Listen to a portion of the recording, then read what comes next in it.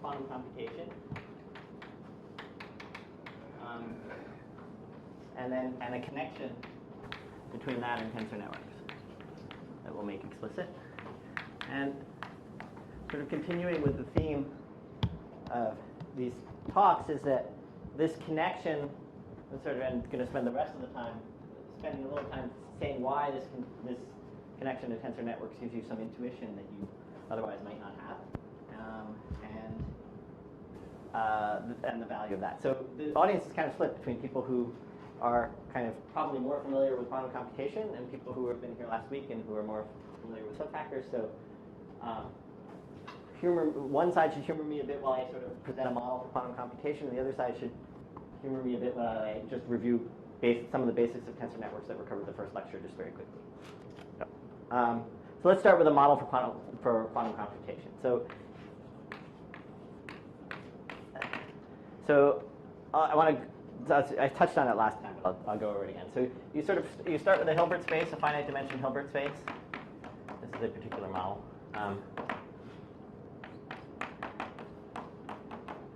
Of some dimension k. And that's going to correspond in the tensor network setup to the number of colors that we were labeling, the number of labels on an edge. And your objects are states which are unit vectors in the tensor product of n copies of h. So these are the objects that you work with. And the way that you work with them is by two means. They're unitaries and they're measurements. So there are local unitaries, and what local unitaries you can assume that they mean is unitary matrices on two copies of H. And you're allowed to then, when you actually use them, you can use them on any two copies. You can sort of imagine them being implemented on any two copies of H and the identity on the rest of the space. Okay. And finally, you have measurement.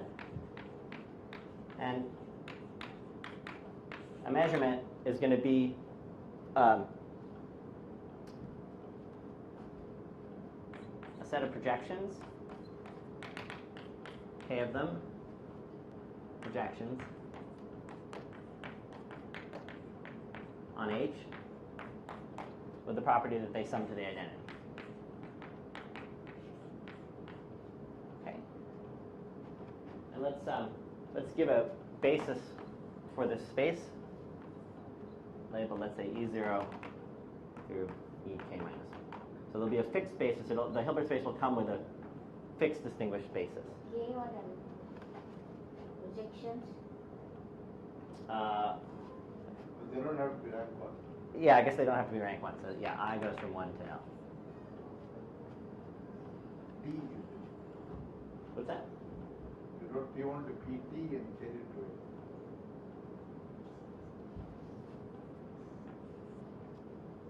Sorry.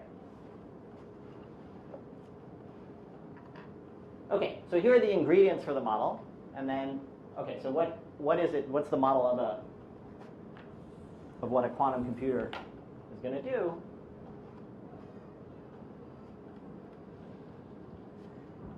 Is the following. You're going to start with. In your states, do you identify vectors, unit vectors, which differ by a phase? No, you don't. They're distinct. So two vectors that differ by some complex unit one thing, we just treat them as separate vectors. Okay, so we start with a particular state, a particularly simple state, which is the tensor product of all zeros. Okay, so that's sort of where we start. So this is all quantum algorithms will look like this. Okay, you start with that, something fixed. Then you apply a series of unitaries, local unitaries.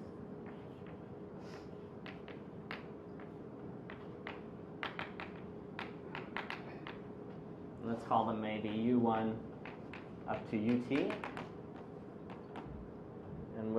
and okay, so let's continue.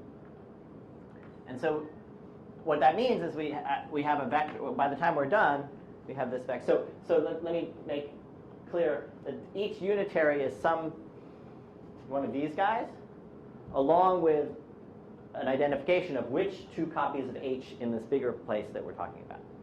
Okay? So there'll be a unitary that you can describe, and then you'll say, well, it's acting on the first and the fourth, or the third and the ninth, or the last two, or whatever. Okay. So that's why when I say local unitaries, I mean things thought of as a unitary matrix on H tensor H, but along with some identification of which two copies of H you're doing. And so by the time you're done, you end up here. You've applied these unitaries, so you end up with a new unit vector, new state. Okay. And now you measure.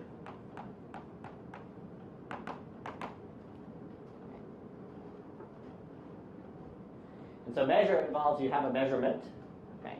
And the outcome of your measurement is the outcome of your measurement. The outcome is the following.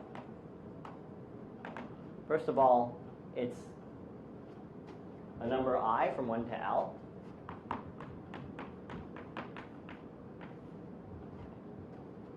Along with a new state, and that new state is your old state projected onto the ith using the ith projection. So it's your old state, and if I came out, pi applied to your old state. Okay. Now that's projection. That's not norm 1 anymore. So what actually comes out is this normalized. Could be 0, right? So it could be 0. Good point. Okay, but it won't be because I haven't told you with what probability outcome I comes, and so outcome I comes with probability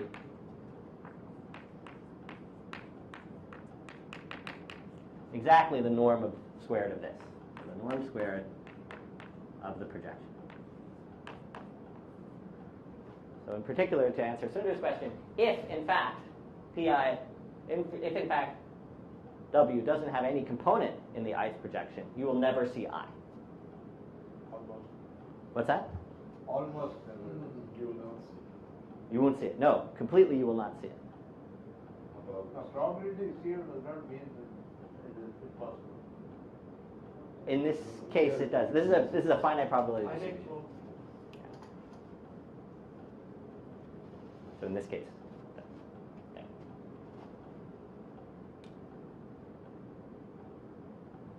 Okay, so that's the setup for this model. So it's for anybody who hasn't seen it before. Okay, sure, but it's hard to get a feel. So so I should say a couple. So if you want to design, so what's the perspective here, right? So the perspective here is, well, I should say something about this T, right? First of all, okay. So we tend to talk about things like polynomial time algorithms, right? Algorithms whose time is proportional to polynomial in the size of the problem. And we can talk about exponential time, things that are whose solution is exponential. So when we're talking about quantum algorithms, for the most part, when we talk about efficient algorithms,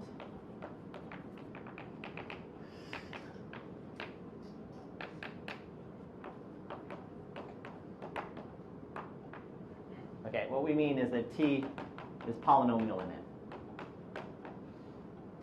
Okay, so as the size of the problem grows, the amount of time it takes is polynomial in n, which is a sort of reasonable amount of time to imagine. What's that? What is n? N is the number of copies of H. Okay, so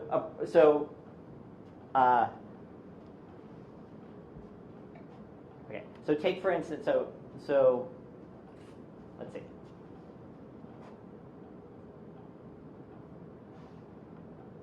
I'm trying to think of an example. Okay, so maybe I can even just do the following, right? Which is I'm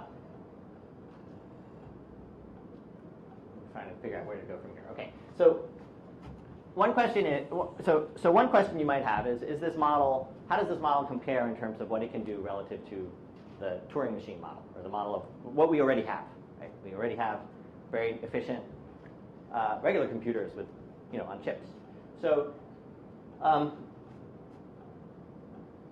you might ask yourself, how does this model compare to that? If I can do something with my laptop, can I do it with a quantum computer? If I can do something with are there things with the quantum computer that I can't do with a laptop, et cetera, et cetera? So the first result to that effect says that anything that you can do in polynomial time on a laptop, you can do in polynomial time here. And the way, there's some, so let me describe the restriction. So it's a restricted set of unitaries that you end up using.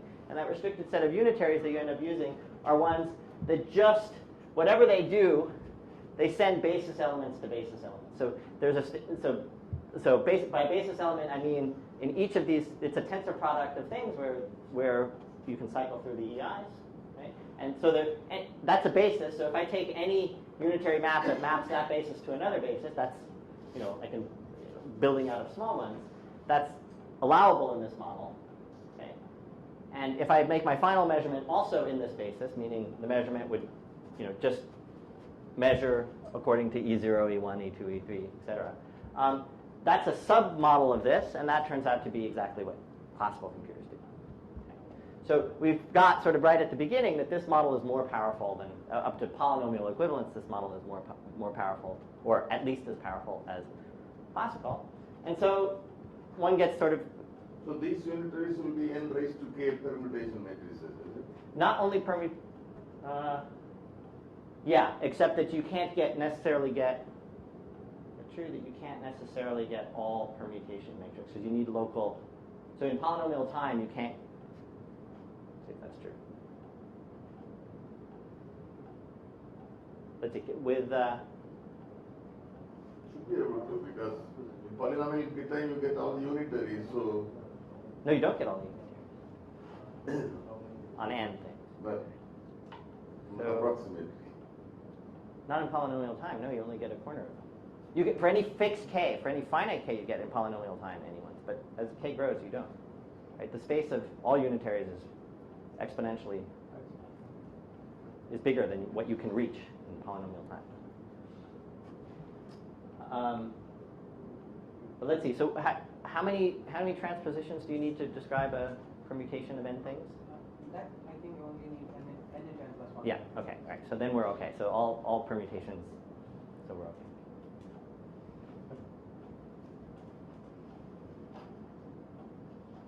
No, maybe not, because you're talking about all permutations on an exponential.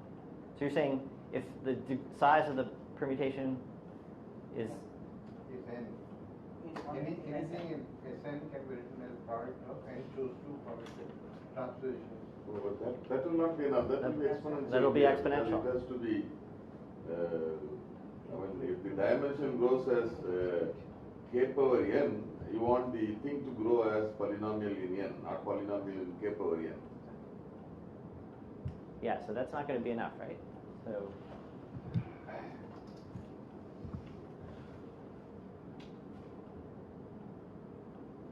Right, and so okay. So you can't get all permutations in polynomial time, but neither can you on a classical computer, right? For the size of the space, which is so with n bits in the space, this is not a permutation on n objects. This is a permutation on k to the n objects. So that's true classically as well. All right, sorry about that confusion. So, but the statement still remains the case, which is that the permutation matrices that you can get classically in polynomial time are this also you can get. Sorry, let me understand. You want polynomial in n or polynomial in k to the n? So the number of permutations here, right? That I understand.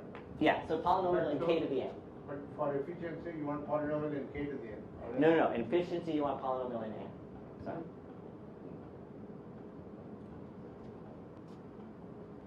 Okay, so let me sort of so let me back up a second. So the reason that one might hope that this has larger power is that though this is described by n things, the dimension of the space we're talking about is exponential in n. Right? And so you've got, and there's this sort of basically sort of pop model of what quantum is doing, which is it's simultaneously doing things on all these different possible paths, and then by the time you're done, that you can sort of do this computation simultaneously on all these different paths and pick out the one that you want, which is not really true. But it is true that that the size of the space that you're talking about is very, very large. It's exponential. Right? It's not a size of space that you can work on with a regular computer as it stands. The reason you can't pick things out is something that I want to sort of stress here, which is, and I want to say it again, I said it last time, is you can't see W. Okay? Just because you've got W doesn't mean you can see it. The only way in which you can see aspects of it is by performing a measurement. And so what you end up is getting some sort of view of W as it breaks up into some finite number of spaces. Right? And you don't get a complete view of that in the sense that I don't get to measure this probability exactly. And all I get to do is make a measurement, and it'll come somewhere or it'll come somewhere else. Okay, so this model, so the model, it includes anything that you can do with a regular computer. Right? And here's the reason why there is so much money being poured into it, or was poured into quantum and various other things, which was in about, I think, 95 or sometime like that.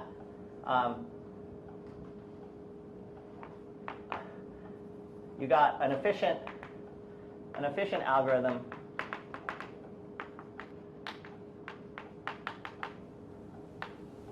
for factoring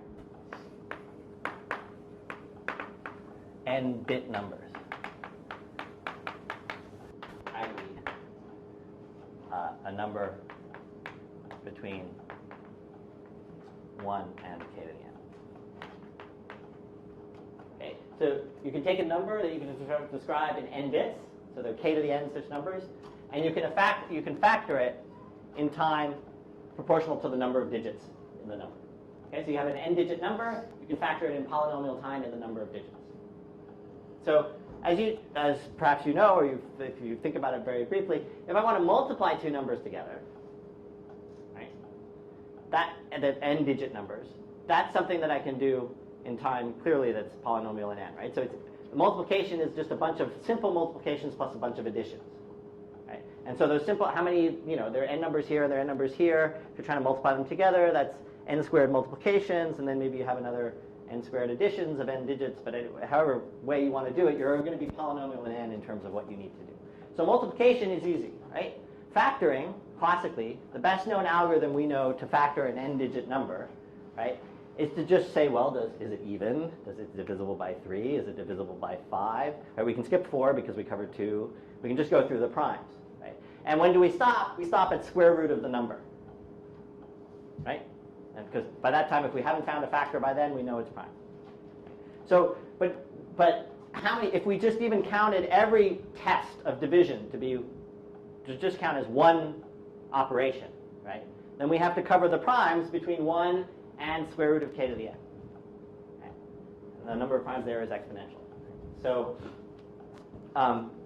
so we don't know any good way to factor a number, and it actually turns out to be very important to modern life that we don't know that, because when you go buy something online, you go off, say from, I don't know, from Amazon or someplace like that, right? So what do? You send your credit card information to them, right? And what are you sending it over? You're sending it over channels that everybody can listen to, right? So if I don't want everybody and their parents to know my credit card number, I have to send it in some sort of encoded way, right? And so if I have to send it in an encoded way, I have to develop a code with me and Amazon. I've never met Amazon, right? Amazon's never met me. So whatever code we have to do has to be a public code, right? I have to sort of start talking to Amazon. They talk back. Everybody who wants to listen can listen in, and we agree on some code, and then I send them my credit card information. So if you think about that for a little while, that's really odd that that's even possible. It's absolutely remarkable that that's possible, right? Think about, basically you and your friend in the town square, right, yelling to each other about how, we're going to make up this code. When I say this, it means that, and when I say that, it means that, and everybody's listening to you. And then there's like, okay, ready, go. And I'm going to now tell you something and hope that nobody else understands it, right? So the reason why that works, because it seems like it's impossible for it to work, is exactly the following reason. It's a clever, RSA algorithm, which is what it's sort of known as, is a clever thing that sort of exploits the fact that multiplying two numbers together can be done quickly, but trying to figure out the factors of the two numbers can't. Right? And so what ends up happening is that is what's exploited. So in fact, the person listening into you, if they can factor things quickly, actually can break the code. But you just design, because multiplying, so you think, well, if they have a fast enough computer, they could, factor it really quickly, right? But the beauty of this thing is multiplying together is exponentially faster than factoring. So even if I have a rough estimate about how fast the fastest computer is, I just, take digits of numbers that are larger than that by some, an extra factor of 20, right? And I can do the multiplication on my handheld calculator faster than, I don't need a big computer to do the multiplication, right? They need a big computer to factor, and they don't have a computer. It'll take them 100 years. So your credit card information, it's true. You send it off. It's people working hard on a computer can factor it in 100 years, but by that time your credit card won't be useful anymore. Right? So that's the principle about way of saying. So you can see now why tons of money was put in here, right? Because once you have an efficient algorithm to factor, that's something that you probably, first of all, you would like before anybody else gets it, right? And you probably actually want to figure out, shoot, if everybody else is going to get it, we need to figure out a new way to kind of send things secretly. So anyway, so that's just sort of a background about why. This is really bad boys mathematics. What's that? What you're trying to do, quantum computation, is bad boys mathematics. Sorry, I still didn't pick up the word. The intention is evil. Oh, the intention is evil. Right. The intention is completely evil. I'm evil incarnate, as we speak. No, I mean it is. No, it's only the reason money is being put in. I'm perfectly pure and agnostic about the reason that it's used. But this is the reason that I actually have the opportunity to study these wonderful objects on there. Okay. So that was sort of an aside. But anyway, okay, so now to be clear, the fact that we have such an algorithm doesn't tell us that a quantum computer is more powerful than a classical one, right? Because there is no proof that says classically you cannot factor numbers quickly. Right? And that, in fact, is still an unknown question, which is whether this style of computation, just as it is actually more powerful than a regular computer. It is the case that you can put some restrictions on this stuff. There are various different ways to put restrictions and refine the problem and sort of change the things. So there are examples of things where you can show that in this model things are better, but you have to add, and provably better than what you could do classically. You have to add conditions on it. Okay. Okay, so now, any questions so far about what we're listening? So now I want to just make some. I want to, before we move forward, I want to simplify this picture a little bit without any cost to simplify.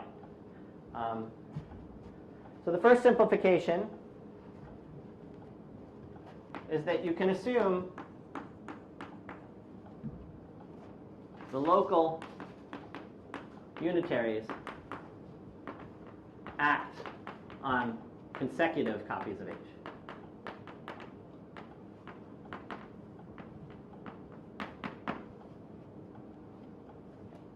So whereas before we could say we take a unitary and it could be, let's say, acting the worst, the farthest apart they would be part of it acts on the first copy of H and part of it acts on the last copy of H.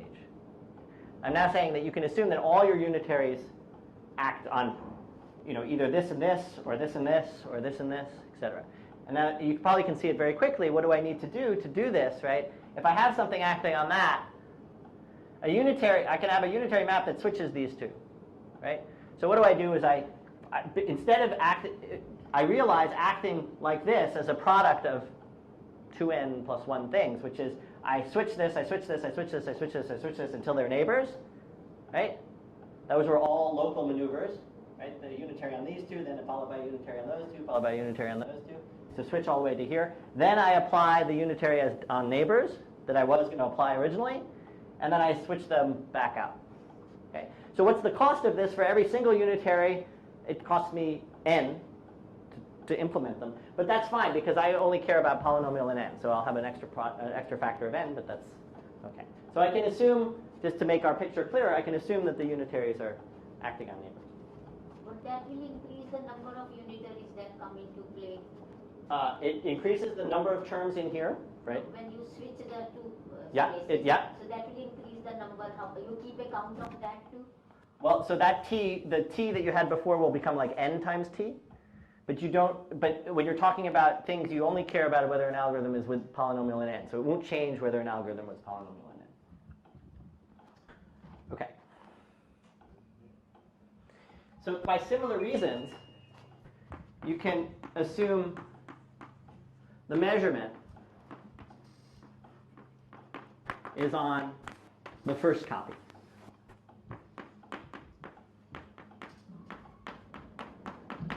Right? Because what do you do if it was on some other copy is you just use that same sort of unitary to flip it over to the first one and then apply it on the first one.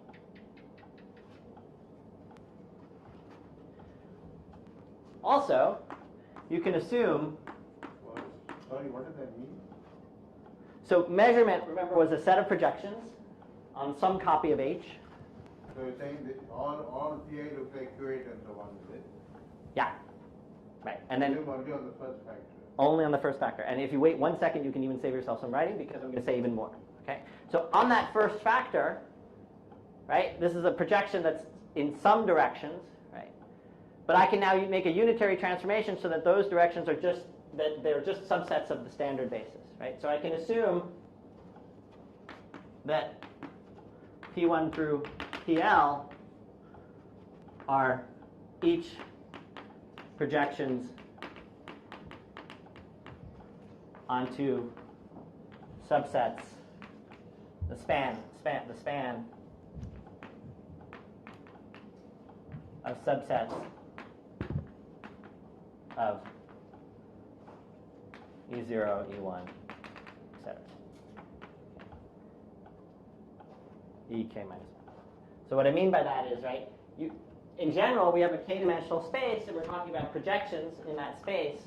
But I can, by unitary transformation, those projections I can map onto a space where they're diagonal in the basis E1. So maybe that's another way to say it. Each pi is diagonal in this basis, in basis E0 through Ek minus 1.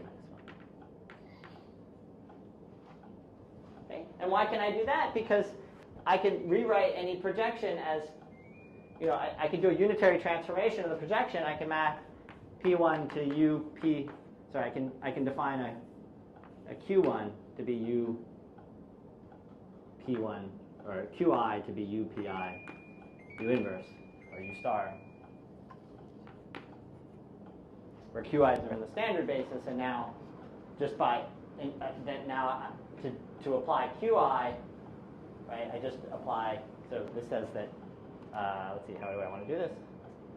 This is that Qiu equals U Pi, and that's what I want to do. So if I wanted to apply Pi, I first apply U first, and then I apply Qi, and Qi is in the standard basis, and use an allowable unitary. It's actually a unitary on one copy of H, which I can view as just the same as two copies of H, which takes us a second. Okay, and so those are all simplifying assumptions. So now sort of the picture looks easier. And actually, though I'm not going to use it very often, I want to stress also that you can assume that H equals, that K equals 2. That H is equal to C2. Okay? And the way you do that is you sort of basically, you can embed, we can take we can write K copies of H as C2 tensor C2 up to some point and embed it inside, and we're only making the problem bigger by some factor that's not going to affect the polynomial in n. But we don't really have to worry about that for a while. But so oftentimes the standard basis is thought of as there are only two copies of H, and that makes it very similar to what you think of for 2 bits of when you're talking about a regular computer with zeros and ones. You can sort of think about it that way. But for the moment, I don't think we're not going to use this. You don't make 2 copies of it. You mean H is 2 dimensional? Yes, I mean H is 2 dimensional, sorry. H is 2 dimensional. Okay. All right. Okay, so now so we're done with sort of describing the model of quantum computation. Now let's connect it up to tensor networks.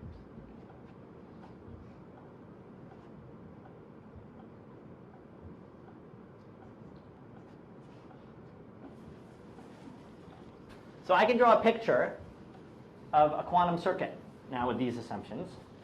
Let me show you what that looks like.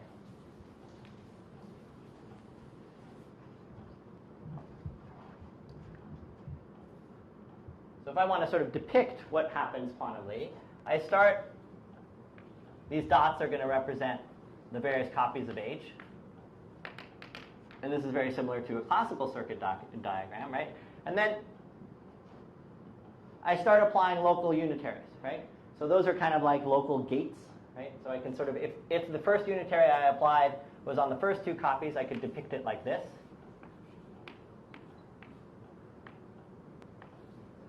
And maybe the next copy, well, let me draw a very small circuit. How about? Maybe the next unitary that I apply is on the last two gates.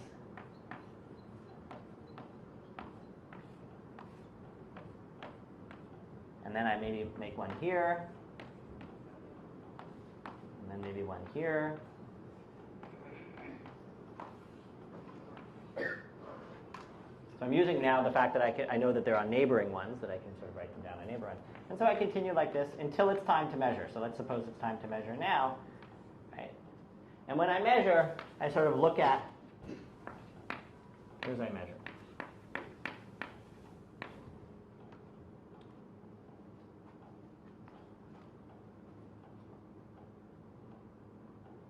Okay. So now let me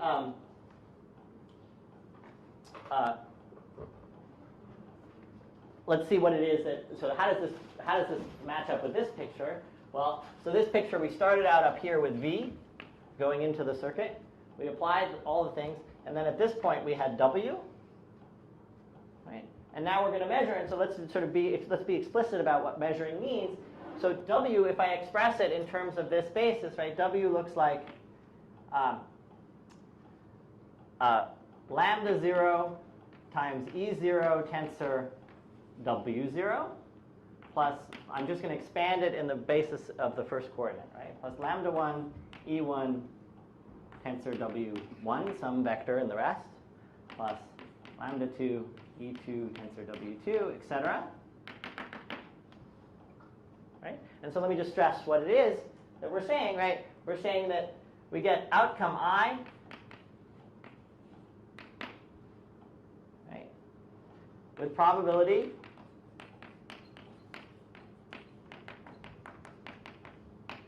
somebody tell me? So again, so now our measurements, I'm going to say PI is going to be, let's say, projection onto the ith coefficient. Okay. So I'm going to imagine that the number of projections here in the measurement is just the full basis number of bases, so it's all k of them. Right. So P0 projects onto E0, P1 projects onto E1, P2 the one-dimensional space, etc. So PI, right? So what's outcome I will come with what probability? Well, let's try to sort this out, right? So PI picks out the one that has EI, right? And the probability will be the norm of that vector, right? So it'll be the norm. Let's say if it was P2, it would be the norm of this vector, and the norm squared of this vector, and the norm squared of that is the absolute value of lambda 2 squared. Right? So PI, the outcome I with probability absolute value of lambda I squared. Because that's the norm of, and then PI W equals lambda I EI tensor WI. WI is assumed to be uniform. I is only 0 or 1, right? Well, okay, so if we restrict to 0, I was going to not restrict to 0, 1, but if we do restrict to 0, 1, then there are only 2. Right, so then that's great. So if we're just restricting to 0, 1, we get outcome 0 with probability lambda 0 squared, outcome 1 with probability lambda 1 squared, because this is a unit vector, lambda 0 squared plus lambda 1 squared is 1. Okay.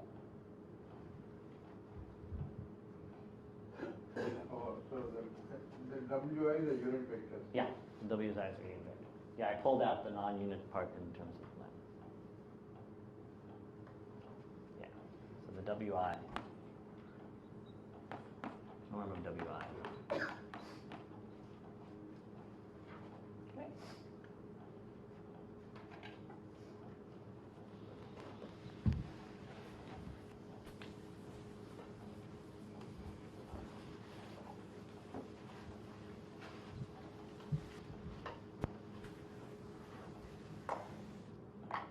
Okay, so if we assume, so for the moment, if we assume we want that H actually is C2, right? So there are only two outcomes.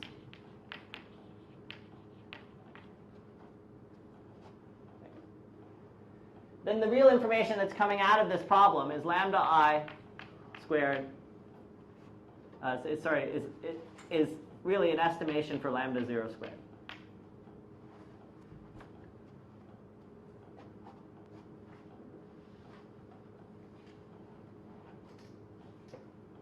So what is quantum computation? What does a circuit do?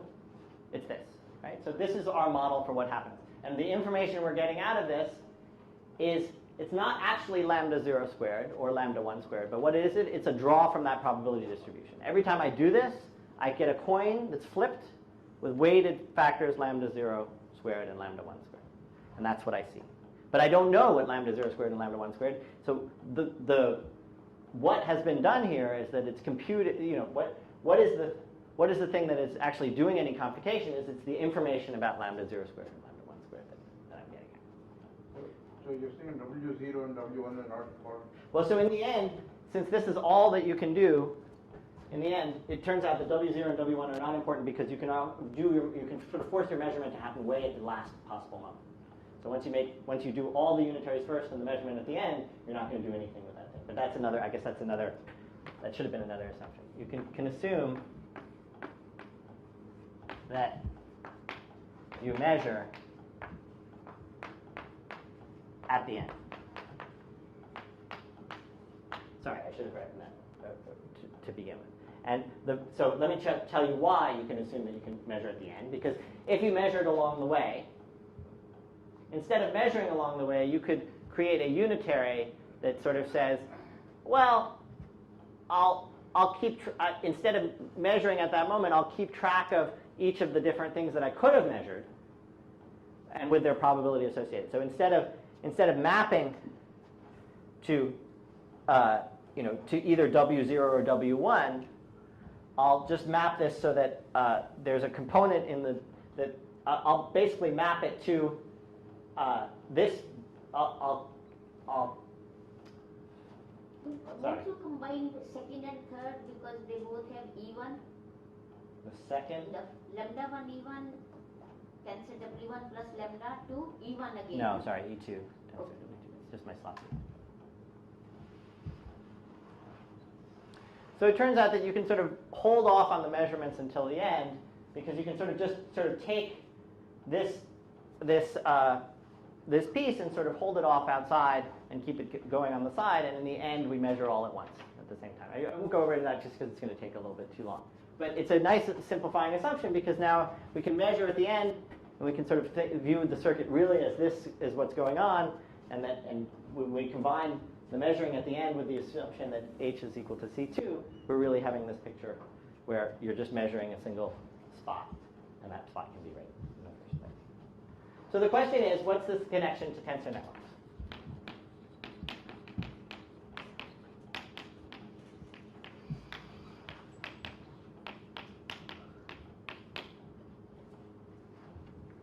Okay. So that's the question. So how can we connect up? So for those who've been at the tensor networks thing, and for who's been sitting through this planar algebra stuff, right? These pictures aren't unfamiliar as pictures. I mean, they're a little bit different, but they're not that unfamiliar, right? And so let's try to figure out how to make this tensor networks. But before I do that, let me just sort of review very quickly for those of you who are sort of more in the quantum computer setting to make sure that we're all talking about tensor networks the same way. So, and maybe for those also who are here, just to remind you what a tensor network is. So a tensor, in this case, is going to be a node with a bunch of edges coming out of it, some number of edges coming out of it. And we can put labels on those edges. And those labels are from a set. Let's now make it 0 through k minus 1 to match up with what's going on. So a tensor is going to be an object, which is a node with a bunch of edges coming out. And those edges can be labeled. Okay? And so I haven't finished saying. And every time you label everything, if you label everything, every edge, then that tensor, the tensor takes a value of a number. Is equal to a number.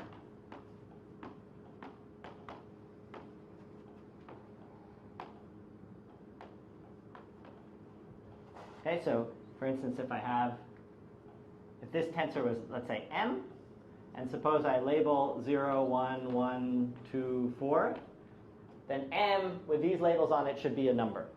Any number it wants. That's what defines m.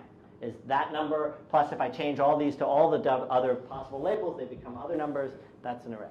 Sorry. Will you need to really consider the case when k is bigger than 2?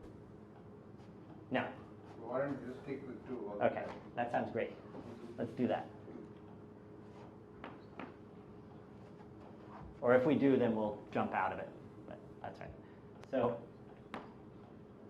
right. So any choice of labelings of 0 or 1 should spit out a number. Right. So this is going to be, we can think of this tensor as just simply an array of 2 to the number of edges numbers. But it's much better to think about it visually like this. And then we have operations on tensors to get new tensors.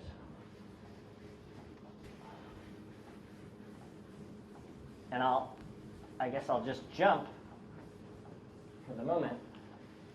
Well, I should say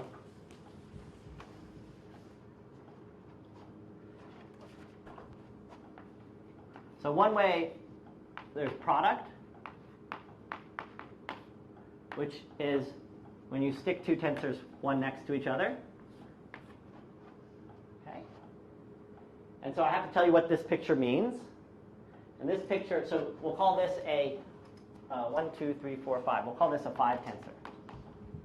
Okay? A tensor will be, the number of edges around it will be this number. So this is going to be a product of a 1, 2, 3 tensor with a 1, 2, 3, 4 tensor. And what we think about that is, we just draw a big dotted thing, and imagine the dotted part is just a big blob, and then you've got 7 edges coming out. Right? So this is going to be a 7 tensor. And if it's going to be a 7 tensor, I have to tell you what its value is related to what its value of the n and m is. And so let me just tell you by example, if I label all the edges,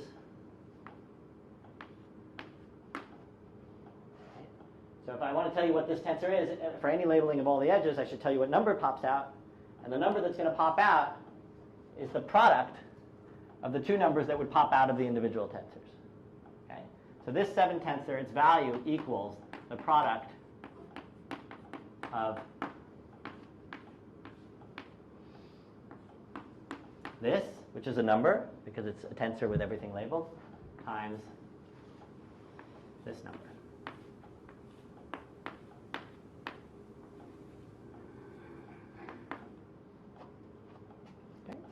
So that's product. So you can see how you can take 2 tensors and create another one.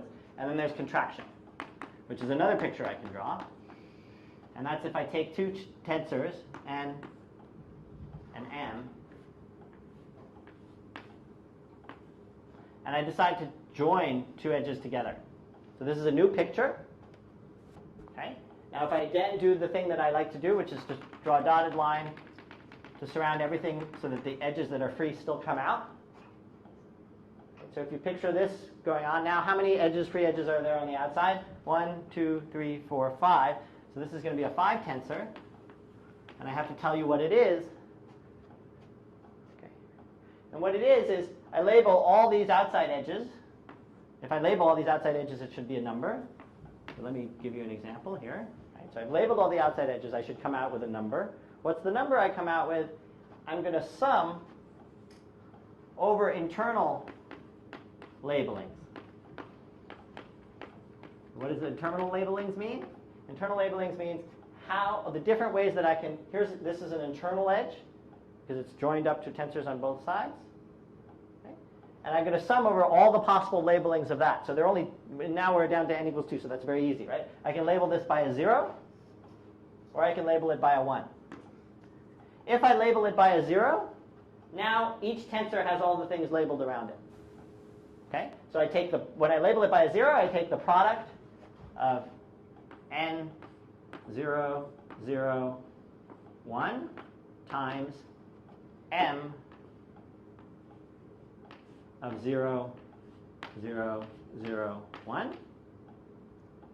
But I add that to the other possible labeling of the middle, which is 1. And so now I write down the same thing. Well, maybe I should just write. This is n. The outside labels are the same, but this labeling now changed to a 1 times m 0, 0, 1, 1. And now I should get rid of the sum. Yeah, I should get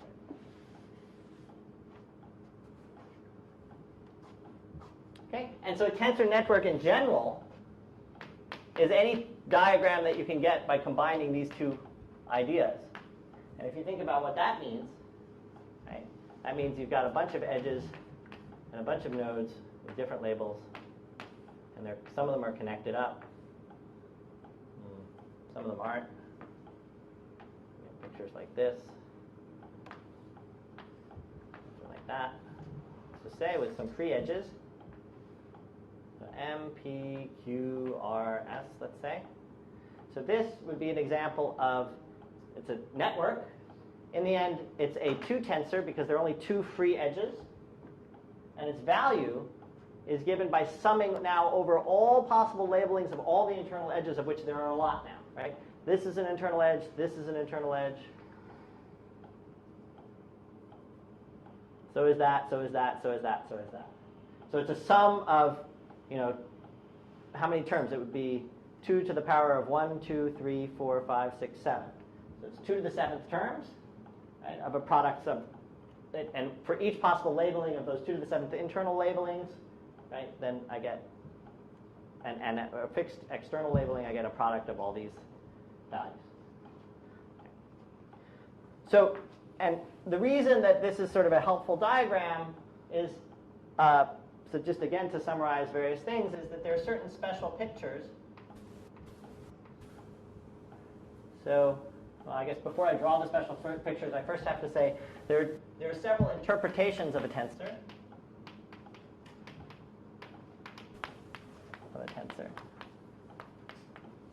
So the first is that it can be viewed as a vector. And so I'll tell you exactly what vector we're talking about. So let me give you an example. That this n, right, which is an array of 2 to the 3 numbers, I can also think of it as a vector in this case, H tensor H tensor H. Okay. And what vector is it going to be? Well, I identify each copy of H with one edge. Okay. And so then the value of this tensor is going to be a vector in this thing expressed in the standard basis, and it's going to be the sum of EI tensor EJ tensor EK.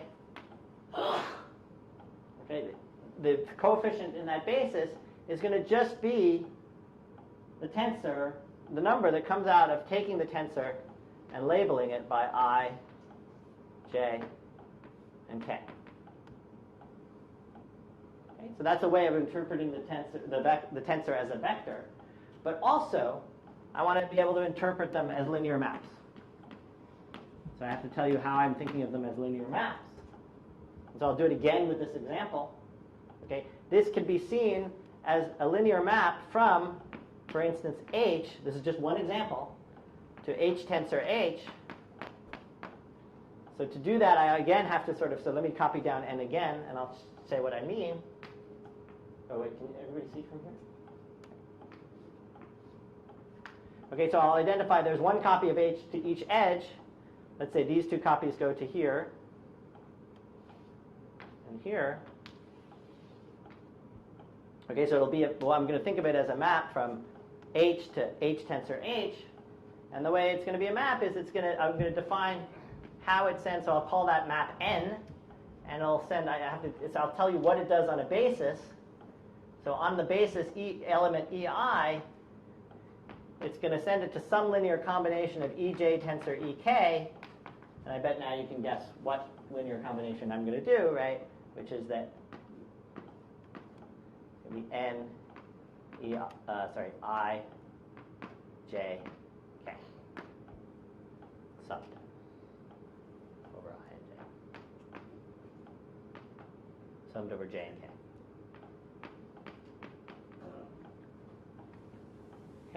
And there's nothing special about this to this tensor this, right? I could think about it as this to this tensor that by writing down a different linear map, etc. And I could, for that matter, send it from 2 copies of h to a linear map from 2 copies of h to 1 copy of h, all the same. So these tensors have a nice picture because visually you write down the same thing, but they mean vectors, they mean linear maps, and depending on which way you want to think about them, that all of those different ways of thinking about them is helpful. And so there are certain pictures then that become that you should be able to recognize, and we did this sort of in the first thing, but just to quickly do it again, right? So this picture, let's just say, or this picture, either of these two pictures, if you think about it for a while, this is just the inner product. This is just inner product. And what is it inner product of? If I consider x is a 3 tensor, right? Y is a 3 tensor. If I think of x and y like I did here as a vector in h tensor h, this becomes the picture of the inner product of x with y when the copies of h are identified the right way. Okay? And more simply, this is just an inner product within h. So whenever you see sort of pictures where 2 tensor diagrams are thrust together, you can think of them as an inner product on some space. You have to worry about the complex conjugate because this thing is a bilinear, multilinear pairing. So this is whereas the inner product is not linear in the y variable, right? Well, but this still, if I call this y and this x, this is still going to be an inner product of x and y. But the resulting function of y is for fixed x, it's a linear function of y. Whereas the inner product is a conjugate linear function of y. I think what Sundar is saying that if your components are all imaginary, then you are going to get negative numbers.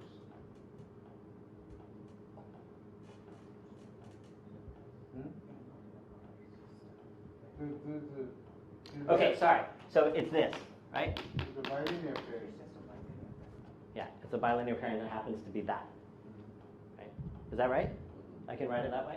So this is, though this function is, So, yeah? So I have, if you mean summation xi yi, that's what I mean. then I'm fine. Okay. It is not the inner product.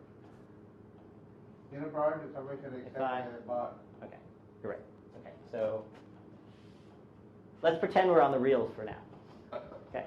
But after h equals c2. Okay, but let's not pretend we're on the reals. Let's see. How about I do this? Is that all right? That it's equal to x inner product y bar? Okay. Phew. Okay, so that's, regardless, when you see things that are all stuck together like that, that's almost inner product, let's say. All right? With a little fiddling, we can make it inner product.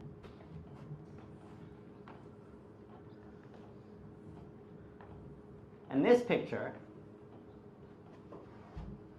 okay, is matrix multiplication.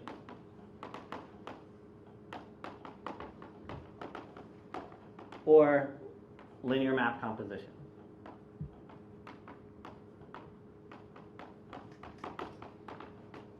Okay. If we interpret n as a matrix or as a linear map from this copy of h to this copy of H, and we can interpret M to be a map from this copy of H to this copy of H, then this tensor represents the composition of those linear maps, and it's a 2 tensor, right? So it looks like this. So it again is a map from H to H, and it's the composition of these other 2. So in particular, that means, for instance, that if I was to sort of imaginarily sort of slice a tensor network in any particular place, like let's say, colored chalk would be helpful, I guess. Right. If I were to cut it here, and I guess I should have drawn also, so it didn't need to be one arrow being joined in here. So for instance, matrix multiplication on 3 things would look like this.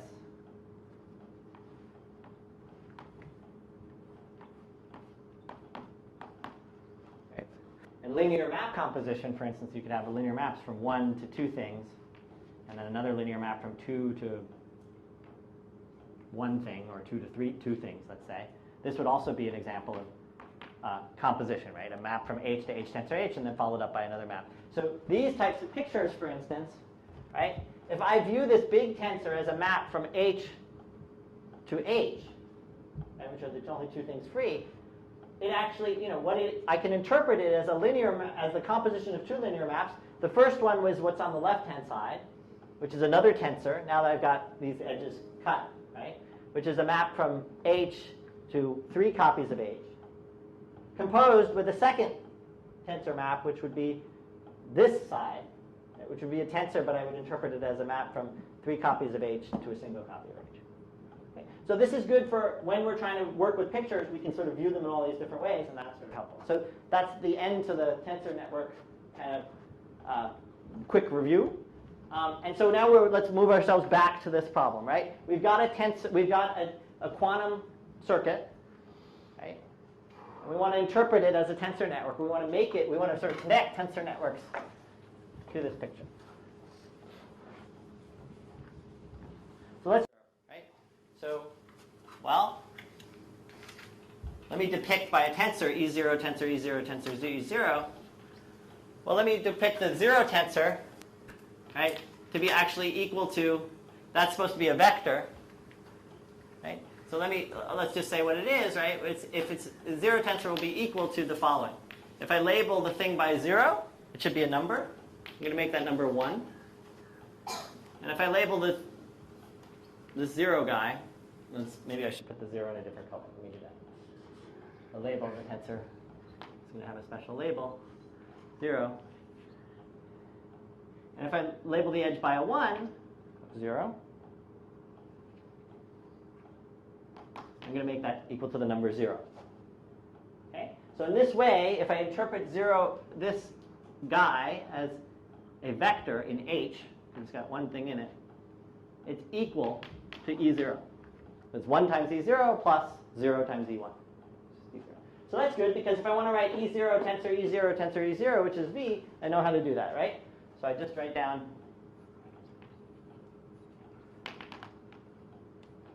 I just label them all by zeros. Okay, so now I've got my V. Now I want to apply this unitary U1. Okay, unitary is just a linear map, right? So I can just draw that as a tensor with 4 edges, 2 coming in and 2 coming out. I'll call that U1. And then I can just sort of continue like this, right? So,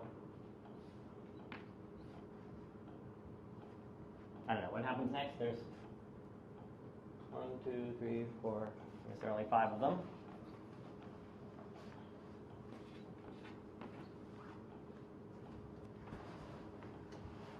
So really, somehow the circuit diagram already sort of incorporated a lot of this stuff. So this is U2, and you guys get the picture. I'm not going to waste your time sort of doing everything else.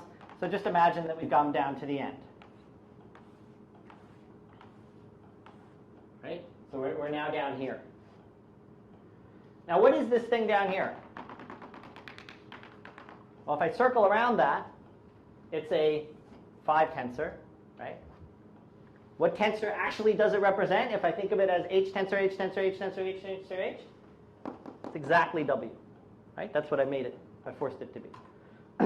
So all I need to do to sort of finish up my prescription is to somehow write down, is somehow figure out what measurement does, right?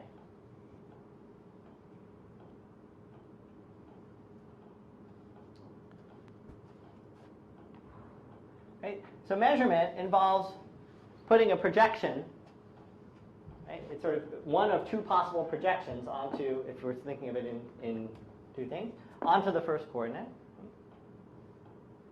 And what do we want to do with that projection? Well, let's just see what, maybe the best way to do it is just try out and see what happens, okay? So let's figure out what happens if we project onto the 0 coordinate. So first of all, how do we denote that? Right? So we want to pull out just the piece of the vector that's in the direction of E0. Right? Can anybody see how to do that what kind of tensor I want to put there? So one way to do it, right? What's that? Put a 0 there. Put a 0 there. Okay. Let's put a 0 here. If we put a 0 here, right, what does this mean? This is like inner producting just the first coordinate, or just the first copy of H, with E0. Right?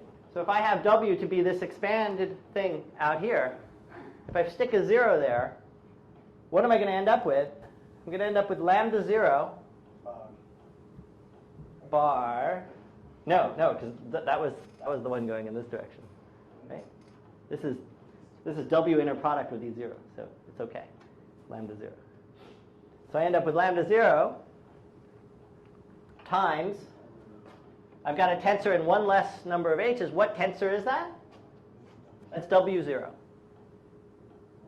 Right? Okay. But that's not what I want, right? What did I want? I wanted lambda 0 out of this thing, or lambda 0 squared. How do I get lambda 0 squared? Well, lambda 0 squared is the norm of this, right? So I've got a vector,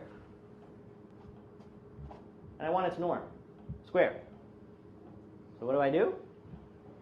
I inner product it with itself. How do I inner product with itself? Well, I don't inner product with itself, I inner product with its conjugate, right? But what I need to do is take the same picture,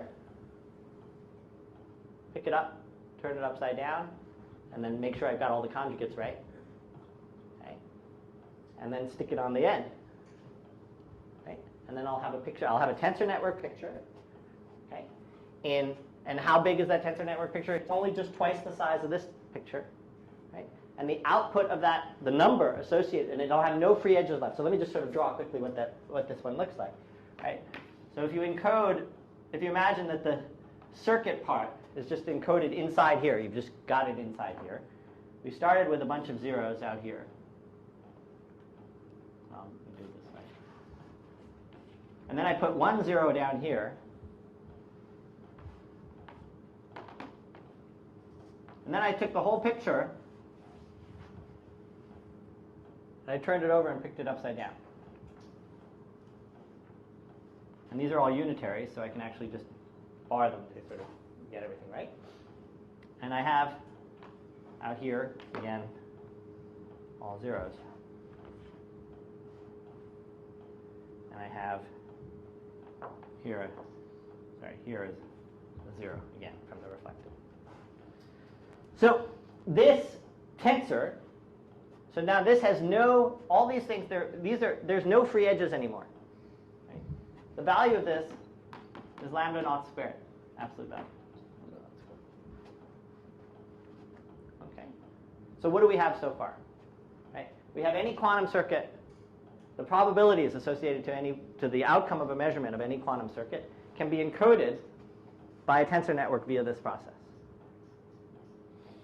Now, what is it that I can get? So let's go back to the quantum circuit.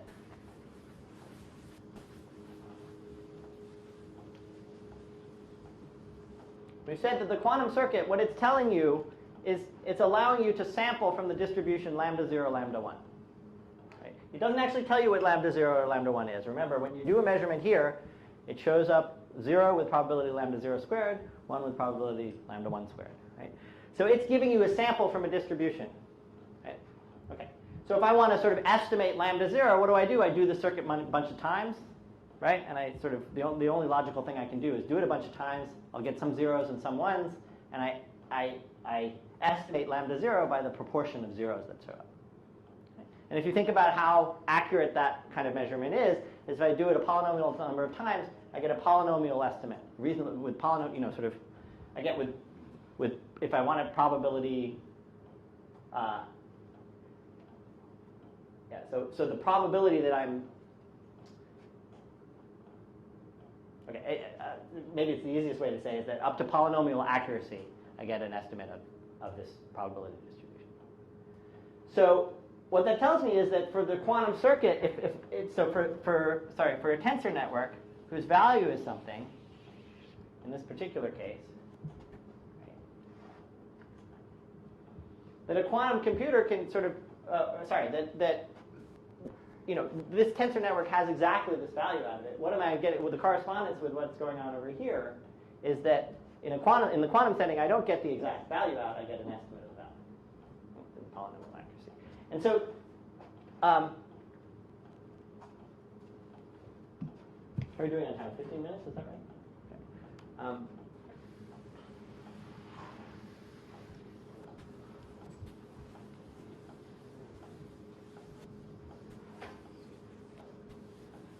So the natural question is, if I'm trying to make this connection, so far I made the connection that a quantum circuit can be turned into a tensor network whose value is what I want, is what I'm trying to estimate. Right? So the opposite the opposite question holds, right? Suppose I have a tensor network, and I want to estimate its value. Can I do that with a quantum algorithm? Does that make sense? So here we have we say, okay, any quantum computation can be turned into a tensor network whose value is the value that I want to get out of the quantum circuit. But an opposite question could be asked, which is, suppose I give you a tensor network in general, not one that's nicely of this form, but just a tensor network in general whose value is some number. Right? Can I estimate this value? By network now you mean something I mean, network. yeah, sorry. By tensor network now, I mean one where all the edges are closed off, so a zero tensor. Okay. So that's the question now, right? So far, okay, so let me maybe for those of you who are, right? So we've just shown that tensor networks can compute the values of the probability distribution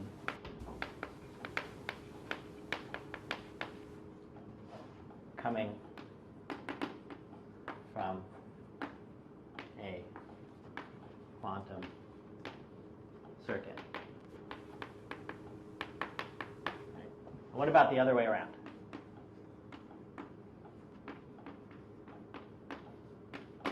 Right.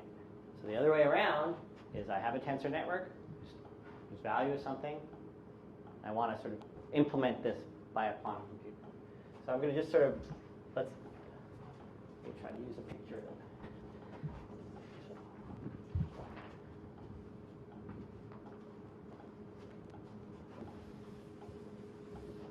So this amounts to giving a quantum algorithm for approximating a tensor network. That's what I'm looking for. So let me draw. We will do a proof by example. Well-known way of proving things. So here, let me give you an example of here's a network. So here's a network. Imagine all these tensors are actually labeled by letters. Okay, so it has some value. Let's try to imagine how we're going to do this. Well, what is a quantum computation? It starts at some unit vector, right? And it sort of unitarily changes and moves things around, right? And eventually comes out and then has a measurement that sort of wants to do things. So how should we think about this problem? Well, the key concept is the notion of bubbling.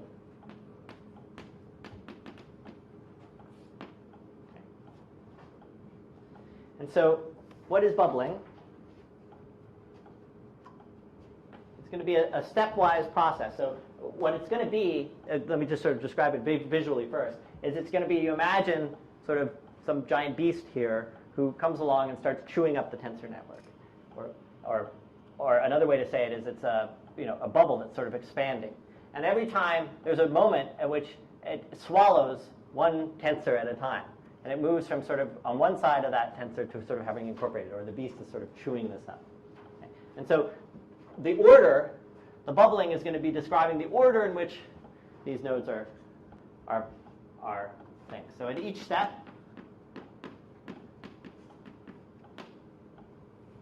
one more vertex is swallowed.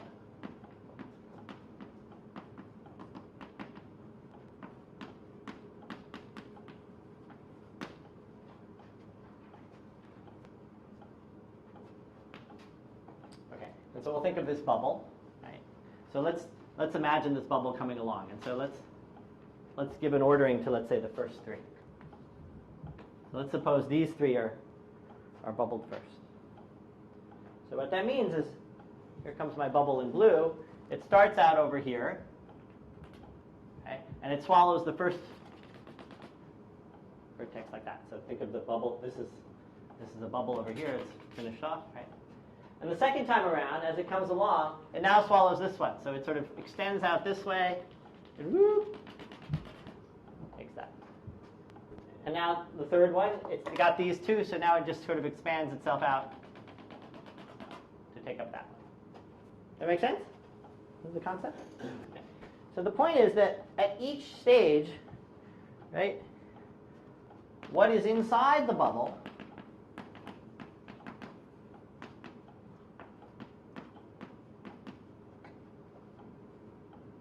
is a tensor with free edges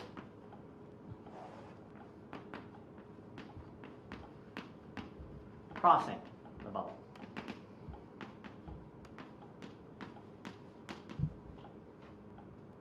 Right? So if I think about just after the first one, here's a tensor with two free edges. Okay? Okay? And then once I think about the second one, what have I got? Everything that's inside is these two nodes, and there's 1, 2, 3, 4 things coming out. Okay? And then after the third one, there's 1, 2, 3, 4, 5 free edges. Okay? So each time I go along, what's inside is a different vector. It's a different tensor, which I'm going to interpret as a vector.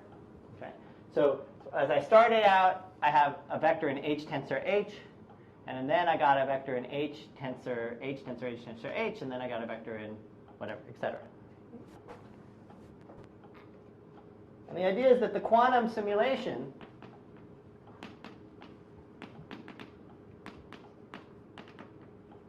keeps track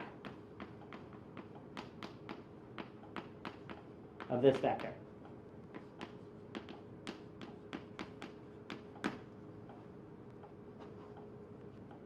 Okay, so that's the program. That's how we're going to try to do this.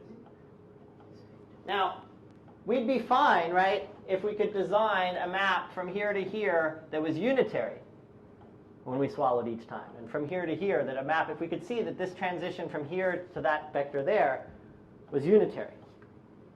Then we could just sort of imagine it as a circuit, right, where we're sort of building these unitaries. But they're not unitary maps, right? They don't need to be unitary maps. Okay. So we need to sort of figure out a way of taking an arbitrary linear map, right, and making it look like a unitary. So we can't do this in general, but here's what we can do.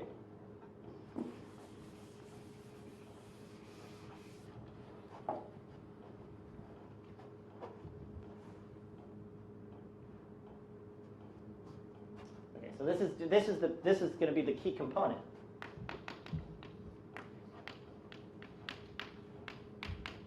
Okay, it's suppose we start with a linear map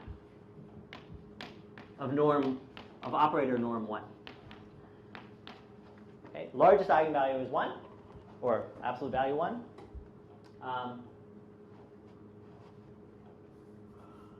All the other ones are less than or equal to that, but it's not necessarily unitary.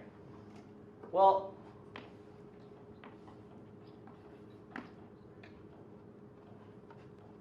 this matrix, on the other hand, which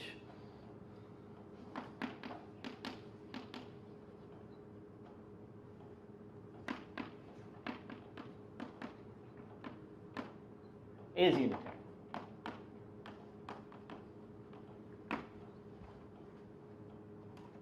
Okay, so this is akin to this you know. Okay, you know in some other form. You know in 2 dimensions, right? Which is that you can if you want to design, right? If you want to design a rotation, if I ask you for a unitary map whose first or a 2 by 2 unitary whose first entry was some number less than 1. You could do that by making a rotation, right? So cosine theta, whatever. Gosh, I've painted myself into a corner now.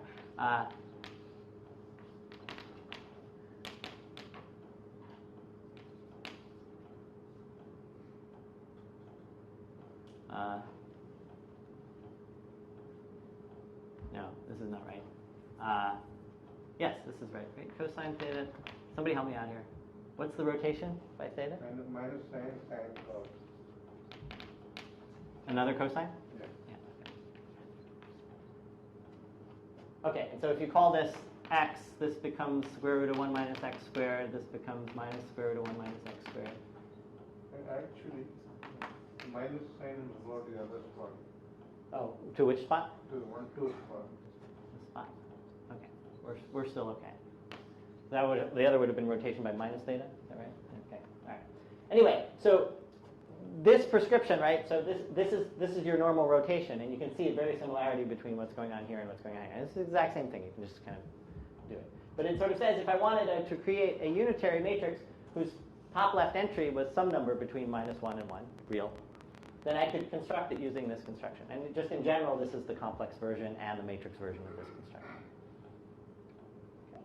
So instead of having instead of implementing A, I could implement this thing, right? So instead of A on some vector space V, right, I can implement. So you want norm less than or equal to 1? Less than or equal to 1. Norm 1, norm less than or equal to 1. Okay, so instead of A, what I produced is an A hat from V tensor C2 to V tensor C2. Okay, so that if I just look at what's going on the E0 copy, on the top left coordinate, what's being implemented is A. Yeah? Okay. So now with that in hand, yeah, I can squeeze this in and then we can pick up the next time. With that in hand, let me say what we do for our quantum algorithm to simulate, to try to approximate a tensor network.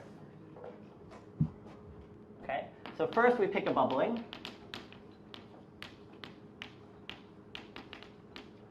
Okay, bubbling, which means an order. Right? And then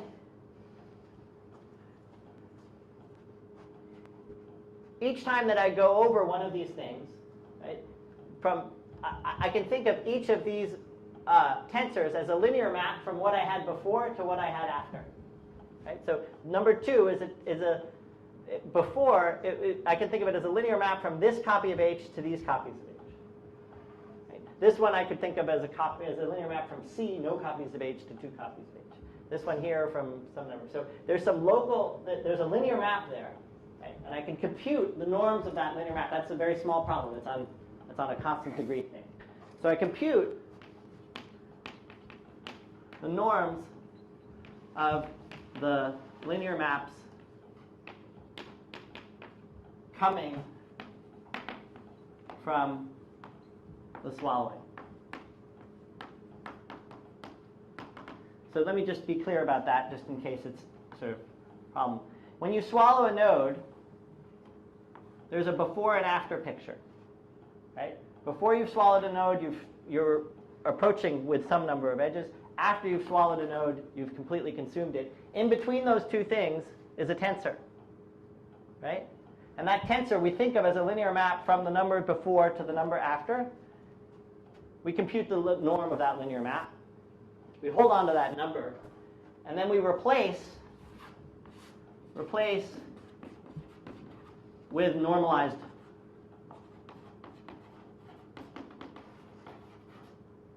tensor. So what do I mean by that? I mean compute the norm of this. Let's suppose it's 15, and now replace this tensor by this tensor over 15. Every number is replaced by that number over 15, and you keep separately the 15. So by the time you're through with this, right, now what do you have? Now when you're sweeping across, right, each of your linear maps that you're seeing are of norm 1. Okay? They're not unitary, but they're linear. So now what do? Is on my computer, I replace each linear map by this unitary map. Okay? And by doing so, I expand the Hilbert space I add an extra copy of H to the Hilbert space that I'm working on. Right? So I do that. And so by the time I'm done, right, by the time I'm finished everything, I know I have a number out here, right? Plus many copies of H, those copies of H that I sort of had to introduce, right? So by the time I'm done, when done, implementing, so I'm going quickly, but I'll slow down the next time, right? So, but when done, just to give you the punchline so you don't leave, what I end up is these copies of C2 that I've gotten, right? Each time that I had to make this transformation, I introduced a new copy of C2. And the point is, and that's it, because by the time I'm finished sweeping through the network, I have no strands left, right? I have no free strands left. So that means the network represents a number. So I have a vector on C2 tensor C2, but the important thing is that the E0 tensor E0 tensor E0 component of this vector, let's figure out what that is. Okay? So if it was each time E0, if I look at all those E0s, right, what did that mean? That meant restricting to the top left corner every time I did this unitary map. And so what it ended up meaning is that I actually applied the product of the linear operators that I wanted to apply. So what do I do at this point now? I just measure.